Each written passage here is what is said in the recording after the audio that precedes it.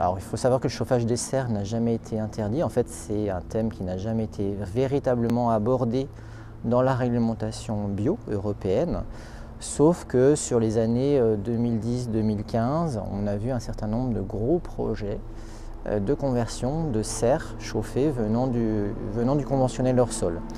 Donc sur les années 2019-2020, le dossier a été réouvert par la FNAB, par notre réseau, et a été porté jusqu'à l'INAO de façon à donc, prendre en compte cette saisonnalité et l'appliquer directement sur le cas des serres chauffées qui commençaient quand même à prendre de l'ampleur dans certaines coopératives,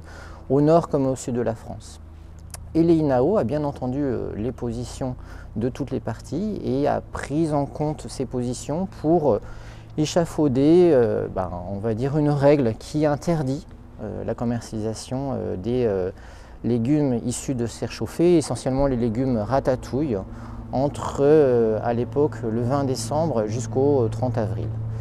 Cette réglementation a été mise en place et appliquée jusqu'en 2023, date à laquelle les nombreux recours portés par la partie adverse, on va dire, donc certaines coopératives mixtes commercialisant du bio et du conventionnel ayant des adhérents